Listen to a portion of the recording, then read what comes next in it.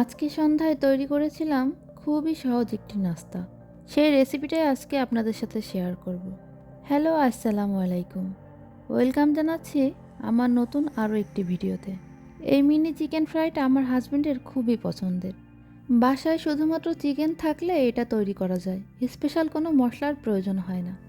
এটা খুবই ইজি একটা রেসিপি।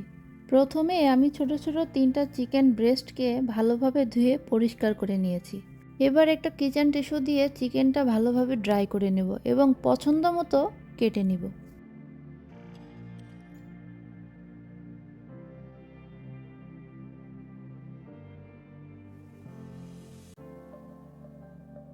এবার মিক্সিংয়ের জন্য একটি পাত্র নেব এবং চিকেনের পিসগুলো দিয়ে দিব।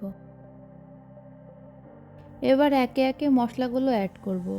দিব স্বাদমতো লবণ, মরিচ গুঁড়া হাফ চা চামচ, ধনিয়া গুঁড়া হাফ চা চামচ, হলুদ গুঁড়া হাফ চা চামচ, গরম মশলা গুঁড়া 1/4 চা চামচ, মাংসের মশলা 1/4 চা চামচ।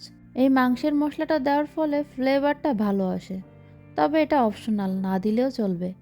এবার দিব গোলমরিচ গুঁড়া 1/4 চা চামচ, আদা বাটা হাফ চা চামচ, রসুন বাটা হাফ চা চামচ, জিরা বাটা 1/4 চা চামচ, টক দই 1 টেবিল চামচ, টমেটো কেচাপ হাফ চা চামচ, সয়া সস 1/4 চা চামচ।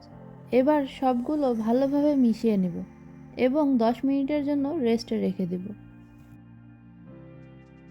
10 মিনিট পরে 2 টেবিল চামচ পরিমাণ কর্নফ্লাওয়ার অ্যাড করব এবং ভালোভাবে মিশিয়ে নিব। এবার ভেজে নেওয়ার পালা। একটি পাত্রে পরিমাণ মতো তেল গরম হতে দিব। এবার তেলটা গরম হয়ে আসলে একে একে ম্যারিনেট করা চিকেনগুলো দিয়ে দিব।